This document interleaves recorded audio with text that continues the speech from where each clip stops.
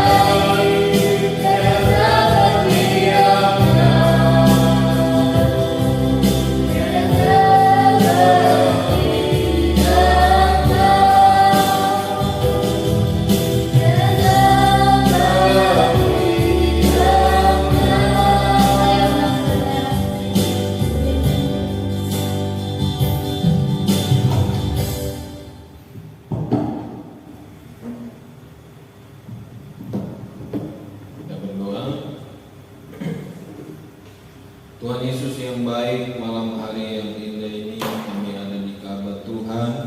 Ini satu wujud kerinduan hati kami untuk datang memuji dan menyembah Tuhan. Biarlah setiap pujian dan penyembahan kami mungkin dengan penuh kekurangan kami, pemuda-pemudi yang ada di GPD Maranatha, kiranya Tuhan melihat ketulusan hati kami, karena kami betul-betul tulus untuk memuji dan menyembah Tuhan. Biarlah ini naik menyenangkan pribadi-Mu ya Tuhan. Biarlah setiap perjumpaan yang indah pada malam hari ini boleh menguatkan kepribadian kami ya Tuhan. Tiba saatnya Tuhan, kami akan mendengarkan berita firman Tuhan. Biarlah firman yang kami dengar itu boleh tertanam di dalam kehidupan kami, boleh berbuah baik di dalam kehidupan kami, sehingga firman-Mu menjadi kekuatan yang hidup, menjadi penopang yang hidup di dalam kehidupan kami, sehingga firman Tuhan menjadi arah untuk kami berjalan di masa-masa akhir zaman ini ya Tuhan. Biarlah kami generasi muda, generasi yang Tuhan pakai untuk menjadi representatif Tuhan di akhir-akhir zaman ini ya Tuhan. Biarlah hati dan pikiran kami dikuasai oleh Roh Kudus Tuhan di dalam hidup kami. Terima kasih Tuhan. Apabila ada hal-hal yang tidak kami kendaki, yang mencoba mengganggu kami, apakah itu roh jahat, apakah itu manusia, Tuhan kami sepakat menolak itu hanya di dalam nama Tuhan Yesus. Biarlah Roh Kudus Tuhan itu menaungi hati dan pikiran kami ya Tuhan. Terima kasih Tuhan. Bunyikan hamba-Mu di balik salib Tuhan. Kami siap mendengarkan firman Tuhan. Ini doa kami. Kami bersyukur di dalam nama Tuhan Yesus. Haleluya. Amin. Silakan dulu. Salam sejahtera dalam kasih Tuhan Yesus Kristus. Ya. Nah, kembali lagi malam hari ini, boleh menikmati kesempatan yang indah bersama-sama dengan Tuhan di rumah Tuhan, ya. Karena tidak banyak yang dapat kesempatan seperti kita, mendapatkan waktu seperti kita, ya. Dengan di tahun 2022 ini kerumitan, kesulitan, aktivitas yang begitu padat, ya, sehingga membuat orang-orang percaya tidak lagi memiliki kesempatan, ya. Tapi itu bukan kita, ya. Kita harus percaya. Jika kita percaya kepada Tuhan kita dengan sungguh-sungguh, pasti kita bisa memilah celah-celah untuk kita bersekutu dengan Tuhan, ya. Karena Tuhan itu nafas hidup kita, ya.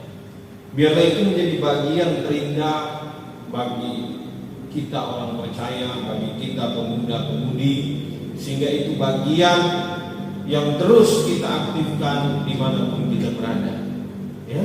Tidak memperlama, kita baca firman Tuhan di dalam Wahyu 13. Wahyu 13 ayat yang ke-8. Kita baca bergantian sampai ayat 10. Wahyu 3 ayat 8. Yang sudah dapat katakan amin.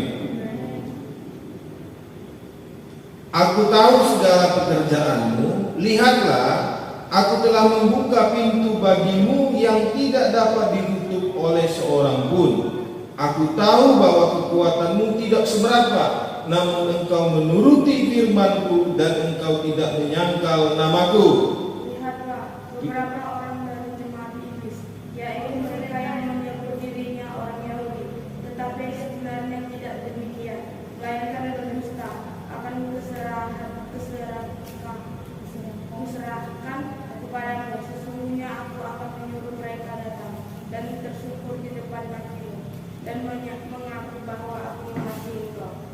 Kita sama-sama baca ayat 10. Karena engkau menuruti firman-Ku untuk tekun menantikan aku, maka aku pun akan melindungi engkau dari hari pencobaan yang akan datang atas seluruh dunia untuk mencobai mereka yang diam di bumi. Ya, puji Tuhan. Jadi tema malam hari ini bertekun dalam firman Tuhan, ya. Penting kita memahami ketekunan di masa-masa akhir zaman di tahun 2022 ini. Kemajuan sains dan teknologi begitu cepatnya. Dari sekarang masa 4.0, ya, 4.0, ya, di era industri 4.0, di mana kita di zaman bebas informasi, ya, seperti teknologi handphone, ya, komputer, ya. Saat ini itu menjadi konsumsi publik, menjadi konsumsi generasi muda atau generasi milenial seperti kita. Dan kemajuan sains dan teknologi begitu cepat, kita akan memasuki era yang namanya 5.0, ya, di mana era itu akan membuat orang masuk ke dunia virtual. Ya, biasa disederhanakan seperti dunia nyata, tapi dimasukkan dalam dunia virtual. Jadi kita akan memasuki era itu, era dunia virtual, era robot, ya. Jadi segala sesuatu yang akan membantu kita robot, ya. Kedepan kita akan cepat akan memasuki dunia di era 5.0, tapi itu tidak akan mengganggu kita atau menghambat kita untuk tetap bertemu dengan Tuhan. Zaman boleh maju, sains dan teknologi boleh maju, tapi kita jangan pernah meninggalkan perjumpaan kita secara langsung dengan Tuhan. Dunia boleh canggih dengan kecanggihan teknologinya, kita tidak larang itu.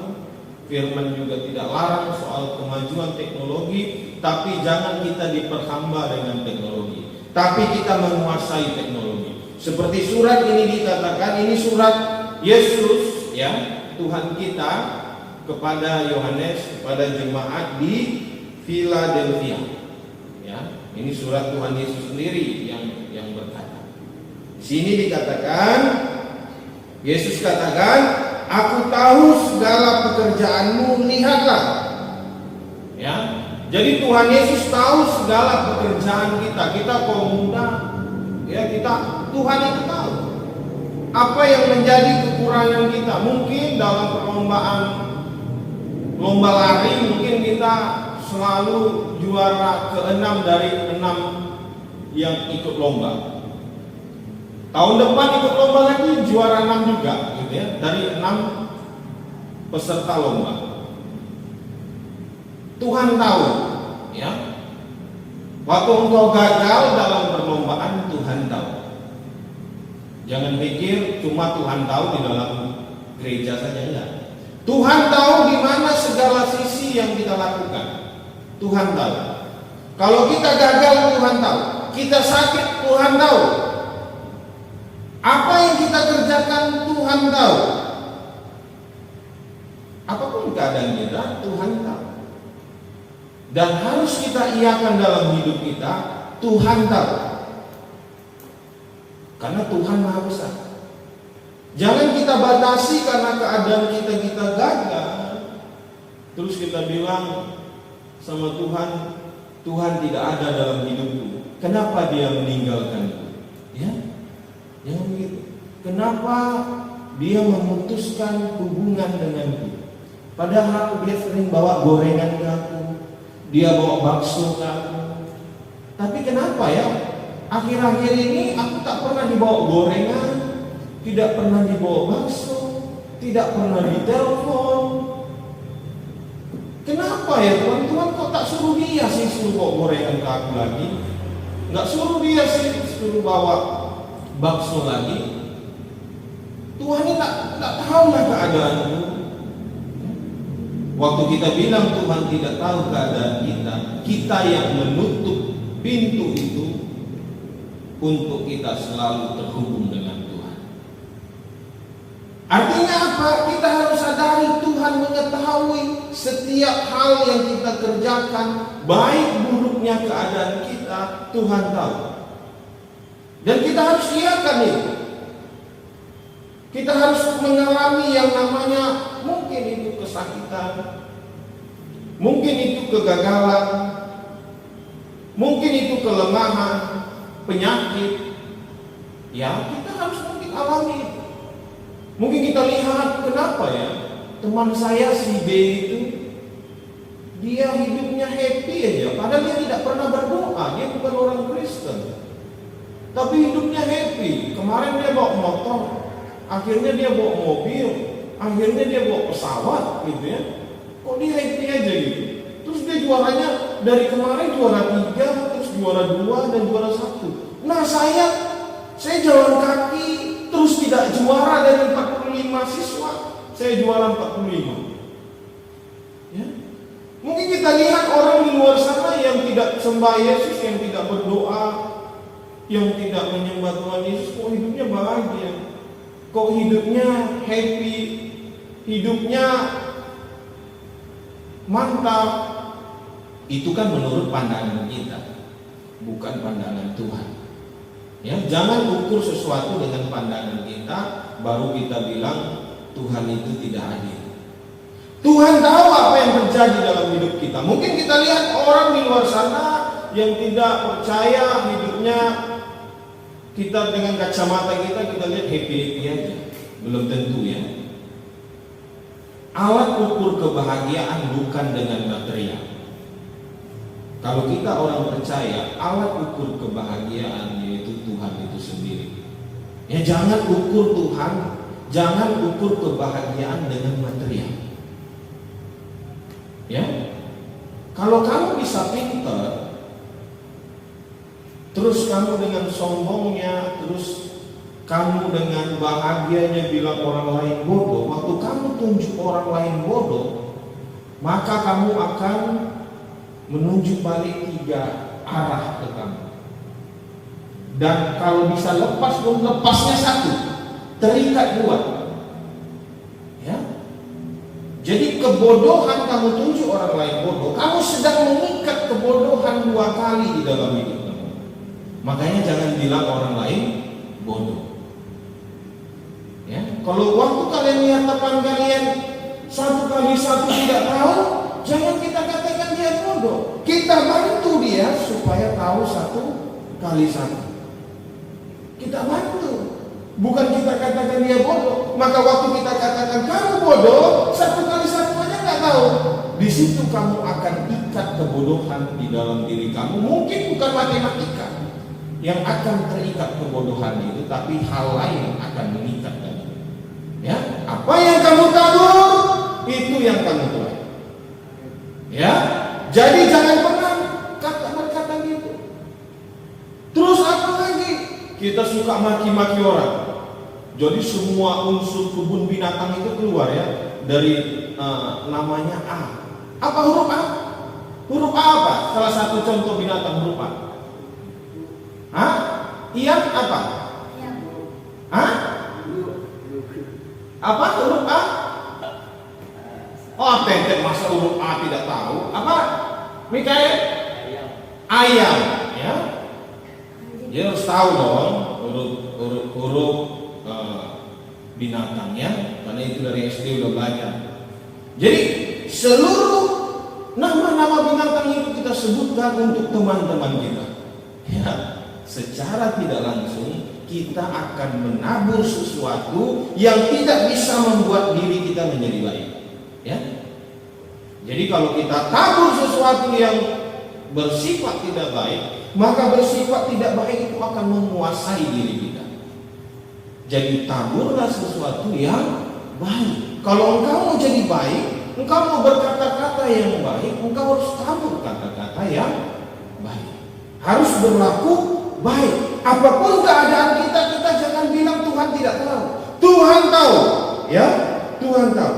Karena Tuhan itu maha besar. Dia tahu segala keadaan kita. Kita dikecewain, ya, Tuhan tahu.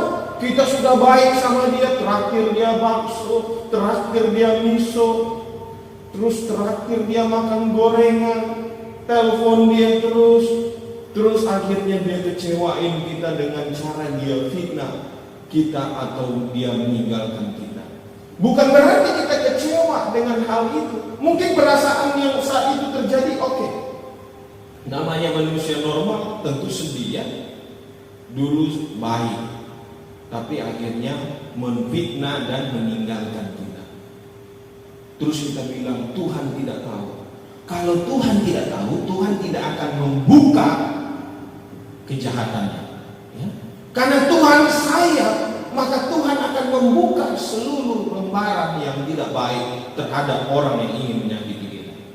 Tuhan akan kasih lihat. Waktu Tuhan kasih lihat, memang kita menangis, kita normal. Tapi bukan berarti kita salahkan Tuhan. Tuhan tidak tahu kenapa Tuhan dia bisa hianati saya. Tidak begitu. Kita harus bersyukur. Waktu Tuhan bukakan sesuatu yang tidak baik terhadap orang yang akan menyakiti kita, kita bersyukur. Oh iya Tuhan, Tuhan itu baik. Ya, Tuhan mengetahui segala hal dalam hidup saya. Terus, aku telah membuka pintu bagimu yang tidak dapat ditutup oleh seorang pun. Jadi pintu berbicara apa? Pintu berbicara kesempatan. Ya, jadi pintu adalah kesempatan. Pintu adalah suatu wadah untuk kita bisa masuk antara dua. Waktu kita dapat kesempatan yang Tuhan berikan untuk kita semakin giat untuk keluar dari masalah yang kita hadapi. Apakah kita ikut jalannya Tuhan atau kita ingin menutup kembali pintu itu? Karena kalau Tuhan sudah buka kesempatan, siapapun tak bisa tutup kecuali dirinya sendiri. Ya, ini Tuhan kasih nih. Halo Samuel, kamu kan mau pergi ke pasar. Ini saya kasih pintu yang cepat ke pasar. Ini kuncinya. Pertanyaannya, Samuel menggunakan atau tidak? Itu haknya Samuel, karena Tuhan sudah berikan. Kalau Samuel gunakan, maka Samuel menggunakan kesempatan untuk pergi ke pasar. Tapi kalau Samuel sudah diberikan kunci untuk pintu itu, tapi Samuel tidak menggunakan, itu Samuel mengabaikan kesempatan yang Tuhan sudah berikan. Ya, jadi pintu berbicara kesempatan. Jadi contohnya seperti apa? Jika kita disakiti orang, atau jika kita gagal dalam pertandingan, bukan berarti kita stop untuk bertanding. Kita kurung diri, masuk dalam kamar, kurung dalam diri 1 tahun, tidak usah sekolah lagi, tidur di dalam kamar 1 tahun. Apakah waktu kalian keluar kamar, terus kalian bisa naik dari kelas 1 jadi kelas 2 SMA? Nggak bisa, ya. Ya. Tak akan pernah bisa, ya. Jadi jangan kita menolak untuk menerima kesempatan itu. Sekalipun kita sudah gagal, sekalipun kita sudah kecewa, kita harus buka hati, buka pintu kita, buka hati kita untuk menerima kesempatan yang Tuhan berikan. Karena Tuhan itu baik. Tuhan itu bukan proses, bukan membuat seseorang itu langsung jadi instan. Tuhan yang saya percaya itu Tuhan yang berproses. Contohnya seperti apa? Contohnya seperti kisah seorang tokoh yang bernama Yusuf. Yusuf, dia sudah bermimpi, dia akan menjadi seseorang yang akan memberi makan kepada abang-abangnya, akan menjadi pemimpin bagi abang-abangnya. Terus abang-abangnya, siapa sih? Baru bangun tidur aja sudah ngomong besar. Akhirnya kesal abang-abangnya, dibuanglah dia ke dalam sumur. Dibuang. Hal yang paling sakit itu kalau terjadi di dalam atau saudara kita. Jadi masalah itu terjadi, yang paling sakit itu kalau terjadi di dalam saudara kita. Karena kenapa? Kalau di luar orang bilang kita, oh si Agnes itu begini loh, dia itu tidak baik loh, oh dia itu beginilah, ya nggak apa-apa, ya sakitnya nggak sakit sekali. Tapi kalau yang ngomong itu abang kita, yang ngomong itu orang tua kita, yang ngomong itu saudara kita, sakitnya luar biasa. Jadi posisi itu dialami oleh Yusuf. Yusuf dibuang di dalam sumur oleh abang-abangnya. Waktu dia berteriak dalam sumur itu, Tuhan, tahulah lubang sebesar ini, Tuhannya balik lagi suaranya, Tuhan, Tuhan, ya kan? Tidak ada yang datang. Tolong, ya, dalam satu sumur, tidak luas suaranya. Jadi mantul lagi ke telinganya. Tuhannya tidak datang, suaranya lagi balik. Yang tolong Yusuf kan? Yang tolong Yusuf bukan saudaranya, bukan sukunya, bukan saudaranya. Yang tolong orang lain. Apakah kita katakan Tuhan di mana? Tuhan tidak tahu keadaanku, aku berseru. Kenapa saudaraku tidak datang? Malah orang lain yang datang. Waktu saudaranya buang tuh ke dalam sumur, saudaranya pergi, Tuhan kirim orang untuk mengambil Yusuf dalam sumur. Setelah diambil dalam sumur, waktu kita masuk dalam masalah, kita bilang tak ada yang jemput kita, tak ada yang mengeluarkan kita. Waktu kita gagal, tidak ada yang mengeluarkan kita dari kegagalan. Kita bilang, Tuhan di mana? Waktu kita sakit, kita tidak sembuh, Tuhan di mana?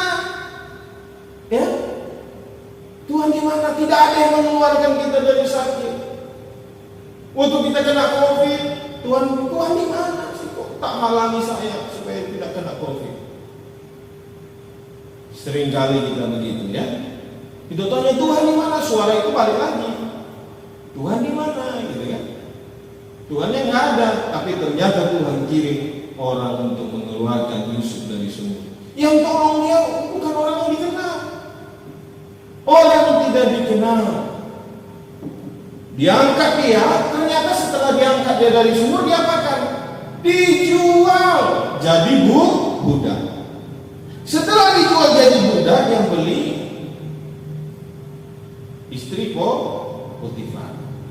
Ya. Sudah bahagia, udah punya tuan, dibeli, dirawat. Terus apa yang terjadi? Dia difitnah dan masuk dalam penjara. Dia masuk dalam penjara 13 tahun. Jadi kalau mau dikatakan sudah keluar dari sumur, dijual lagi, masuk penjara lagi. Begitu komplitnya.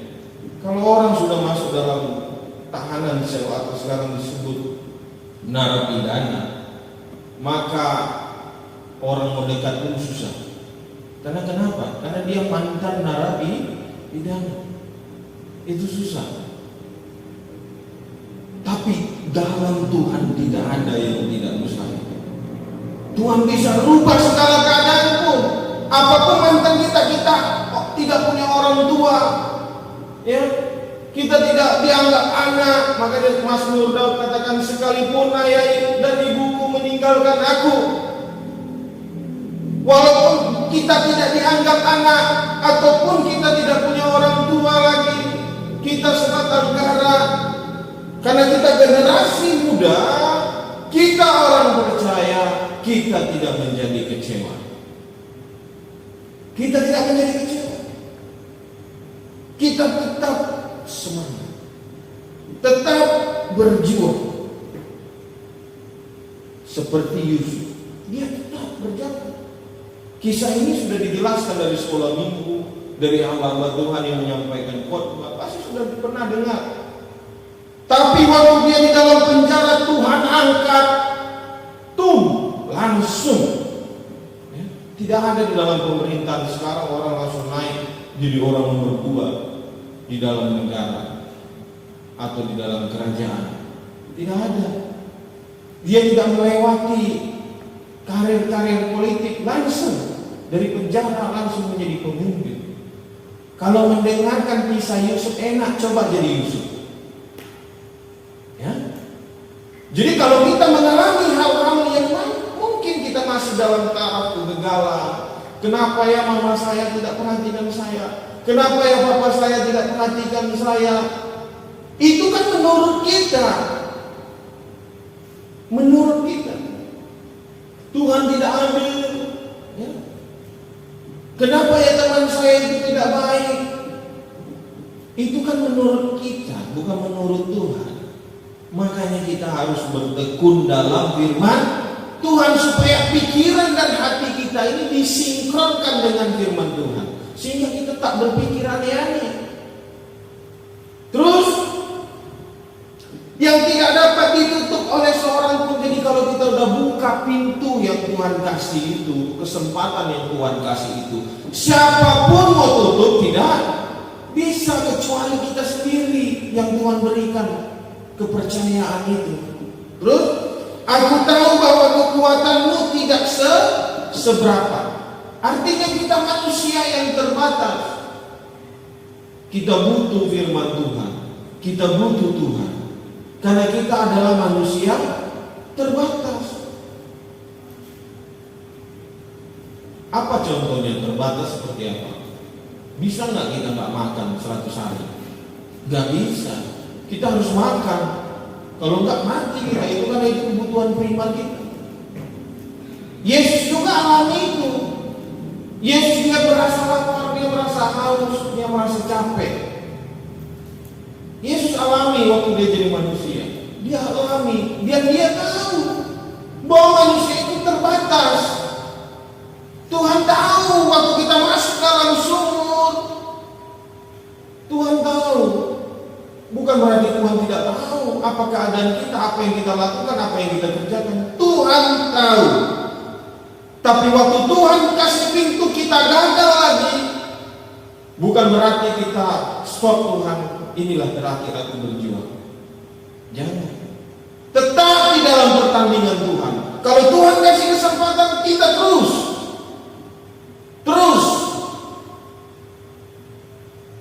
terus semangat. Ya? Walaupun keadaan kita terbatas, kemampuan kita terbatas, tapi kita punya Tuhan Yesus yang tidak terbatas. Biarlah itu menjadi bagian kita. Kita aplikasikan. Di 2022 ini virus begitu banyak. Sampai hari ini dengarnya Omikron, katanya Delta Cron sudah mau masuk lagi. Ya. Variasi terus bertambah. Tapi bukan berarti virus membuat kita takut, bukan berarti mati dan hidup kita di tangan virus. Tidak. Mati dan hidup kita bukan di tangan virus, bukan di tangan masker, bukan di tangan hand sanitizer. Hidup dan mati kita itu di tangan Tuhan. Biarlah itu ditanam di dalam hidup kita. Waktu kita percaya, kita aktifkan iman kita, itulah yang melindungi kita. Kita harus semangat. Penelitian, rata-rata yang mati COVID itu karena ketakutan. Ya, karena ketakutan dan kecemasan. Waktu virus masuk, memang masuk. Tapi waktu cemas, itulah yang menyebabkan semakin tubuh itu lemah. Waktu semangat itu semakin kendor, ketakutan itu menguasai, disitulah kita cepat mati. Makanya firman katakan hati yang gembira adalah obat. Jadi kita harus bersuka cita, kita bersemangat. Apapun yang menimpa kita, kita semangat. Terus, namun engkau menuruti firman-Ku dan engkau tidak menyangkal nama-Ku. Kita turuti firman Tuhan dengan tekun dan dengan bersungguh-sungguh. Terus ayat 9, lihatlah, ini penyebabnya. Lihatlah beberapa orang dari jemaah iblis, yaitu mereka yang menyebutnya diri orang Yahudi, tetapi yang sebenarnya tidak demikian, melainkan berdusta, akan kuserahkan kepadamu. Sesungguhnya aku akan menyuruh mereka datang dan tersungkur di depan kakimu dan mengaku bahwa aku mengasihi engkau. Inilah seperti orang-orang yang di luar, yang mungkin meremehkan kamu, yang bilang kamu, masa iya sih kamu bisa, masa sih, kan gitu. Yang menganggap kamu itu tidak bisa, yang menghina kamu, yang menjelekkan kamu, yang mengganggu kamu, yang mengatakan kamu tidak bisa. Ya, inilah orangnya. Yang kita pikir orang-orang itu dari luar, terkadang orang itu dari dalam. Apakah itu keluarga kita?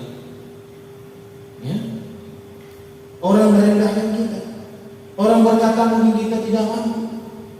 Tapi kita harus tahu bahwa Tuhan sanggup mengeluarkan kita dari yang namanya sumur yang dalam itu. Tuhan mampu. Seperti Yusuf, Tuhan keluarkan dia. Tuhan keluarkan dari sumur itu. Dan akhirnya abang-abangnya yang dulu katakan, masa sih kamu yang kasih makan aku? Akhirnya apa? Akhirnya mereka datang meminta makan kepada Yusuf. Dia menjadi pemimpin. Yang pada waktu itu banyak yang mengatakan kamu tidak mungkin, tidak bisa.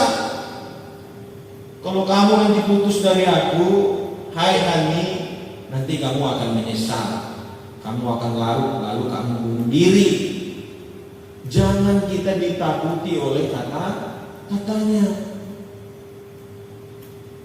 Walaupun kita ditinggali, seperti pacarnya Indra Kents ya, yang cewek ditinggali, dia tidak menjadi sedih. Memang sedih ada, tapi dia prihatin sekarang mantan pacarnya masuk penjara. Seperti itu. Jadi mungkin saatnya kita mengalami kekecewaan ya. Kenapa sih kita ditinggalin? Kenapa sih kita dikecewain? Tapi semua atas izin Tuhan. Tuhan tahu.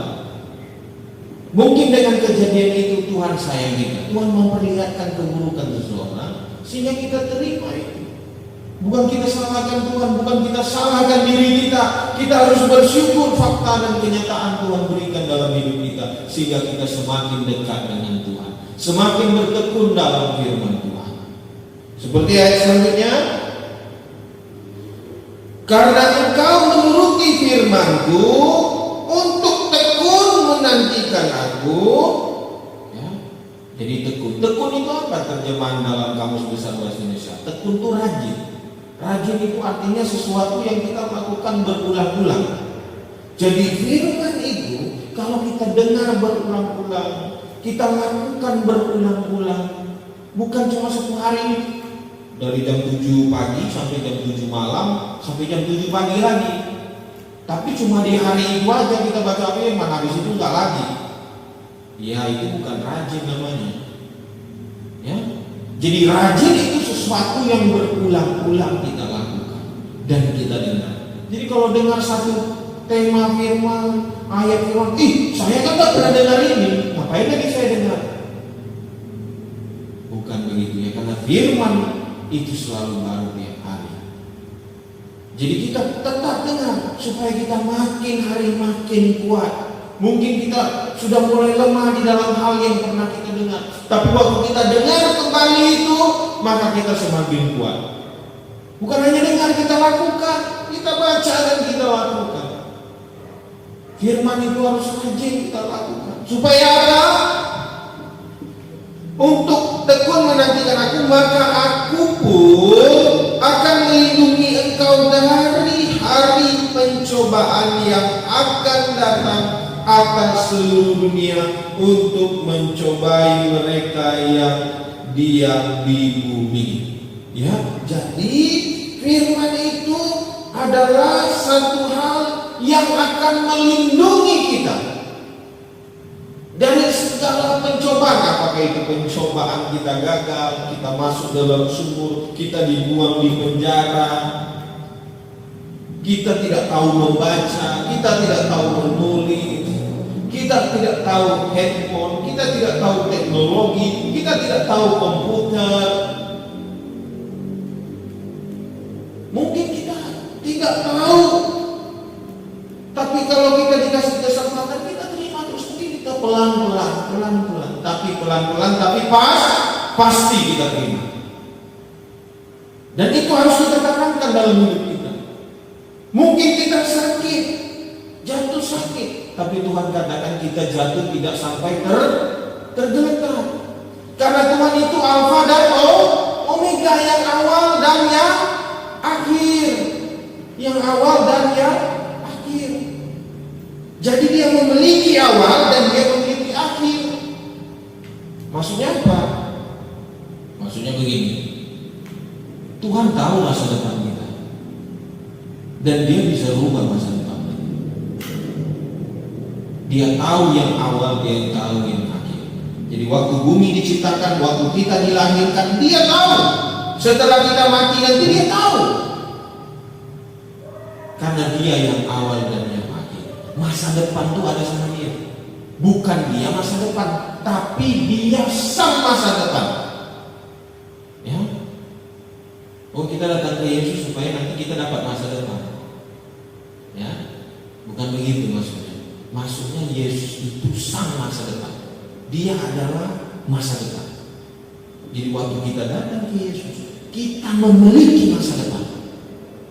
Ya.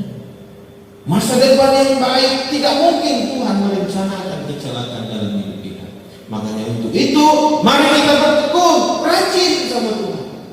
Renungkan firman Tuhan siang dan malam. Lakukan supaya kita itu bertumbuh dan berbuah sesuai dengan kehendak Tuhan. Walaupun sekalipun kita menghadapi segala keadaan, kita tetap bertekun. Waktu di lembah kelam, waktu masuk sumur, tetap kita bertekun dengan Tuhan. Bertekun menantikan Tuhan. Bertekun cara menantikan Tuhan gimana? Dengan cara kita renungkan firman Tuhan. Lakukan itu. Maka hidup kita pasti diproteksi oleh Tuhan. Diproteksi dari sakit, diproteksi dari kegagalan. memang kita akan gagal, memang kita akan sakit, tidak, tapi tidak sampai tergeletak. Amin. Amin. Kita berdiri. Firman Tuhan sampai di sini, kita angkat lagu Sekalipun Aku Dalam Lembah Gelap. Tahu kan ini lagu lama?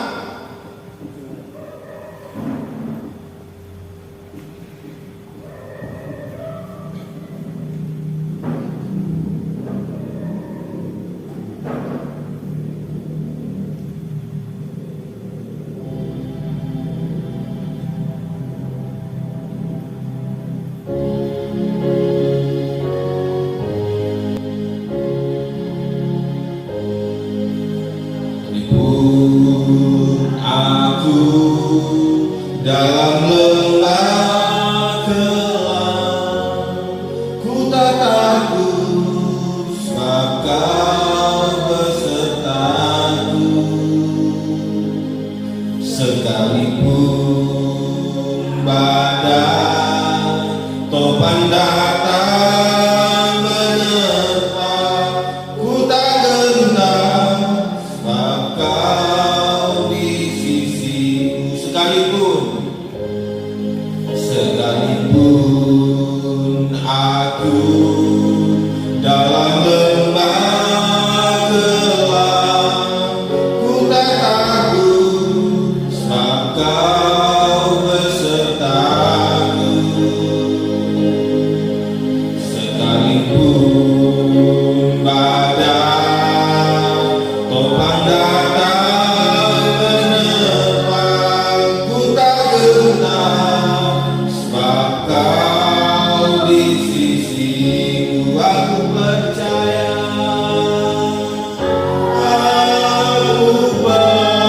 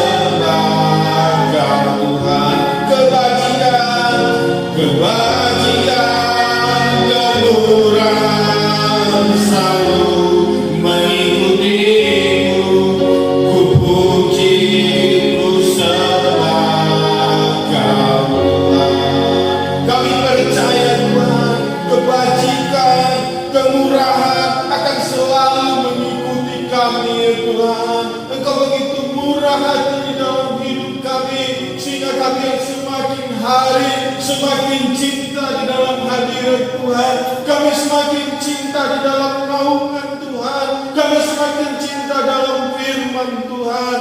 Biarlah kami semakin hari semakin kokoh. Kami semakin hari semakin bertekun. Kami semakin hari semakin rajin di hadapan Tuhan, selalu melakukan firman Tuhan. Terima kasih ya Tuhan yang baik. Engkau begitu besar di dalam hidup kami. Biarlah firman-firman yang kami dengar itu menjadi kekuatan penolong di dalam hidup kami, memproteksi kehidupan kami, untuk kami semakin hari semakin maju di dalam Tuhan. Terima kasih ya Tuhan yang baik. Kami bersyukur buat setiap anugerah, buat setiap kesempatan yang boleh kami nikmati sampai pada malam hari ini ya Tuhan. Terima kasih Engkau begitu luar biasa dalam hidup kami. Terima kasih Tuhan, sebentar kami akan memberikan persembahan kami. Besar kecilnya Tuhan tilik di tempat yang maha tinggi. Biarlah persembahan kami semua berguna untuk setiap kebutuhan gereja yang ada. Terima kasih Tuhan. Ini doa kami mengucap syukur di dalam nama Tuhan Yesus Kristus. Haleluya. Amin. Kita berdiri semua.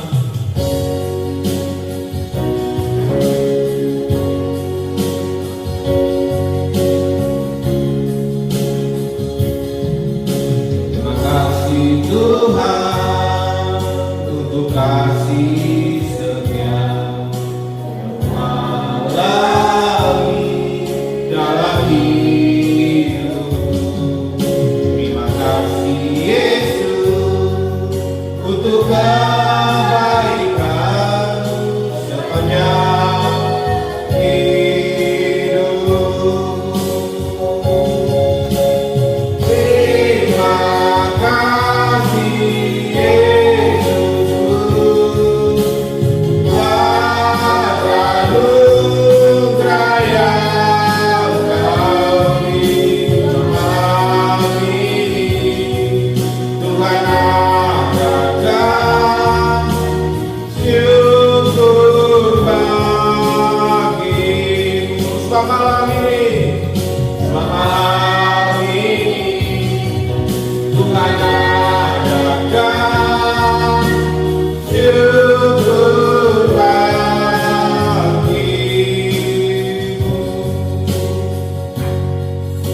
Terima kasih Tuhan. Malam hari ini Tuhan telah mengadakan syukur bagi kami untuk kami naikkan di hadirat Tuhan. Biarlah pujian penyembahan kami dengan kemurnian hati kami serahkan untuk Tuhan. Ketulusan hati kami menjadi bagian terindah yang Tuhan berikan dalam hidup kami. Firman Tuhan yang kami dengar, untuk kami semakin bertekun dalam firman Tuhan. Biarlah itu menjadi bagian di dalam hidup kami. Itu bertumbuh dan berbuah baik di dalam hidup kami ya Tuhan. Firman menjadi kekuatan penolong kami di akhir zaman, di tahun 2022 yang begitu hari, begitu cepat ya Tuhan. Terima kasih ya Tuhan yang baik. Berkati kami pemuda GPDI Maranatha. Berkati kami anak-anak Tuhan yang mendengarkan firman Tuhan. Biarlah kami semakin hari semakin kuat di dalam Tuhan. Terima kasih ya Tuhan. Jika Tuhan mengantar kami datang dengan keadaan yang baik dan yang selamat, kami percaya kami pulang dengan keadaan yang baik, kami pulang dengan keadaan yang sukacita, kami pulang dengan keadaan yang selamat ya Tuhan. Kami percaya apabila ada teman-teman kami yang sakit, anak-anak Tuhan yang sakit, Tuhan kami percaya Tuhanlah sebagai penyembuh di dalam kehidupan kami, menjadi penyembuh di dalam kehidupan anak-anak Tuhan yang ada. Terima kasih ya Tuhan. Pakai kami semua yang ada, kami semua menjadi anak-anak Tuhan yang selalu bersukacita akan kebaikan Tuhan. Terima kasih ya Tuhan. Kami kembalikan segala kemuliaan, segala kejayaan, segala hormat bagi nama Tuhan Yesus Kristus. Ini doa kami di dalam nama Tuhan Yesus. Haleluya. Amin.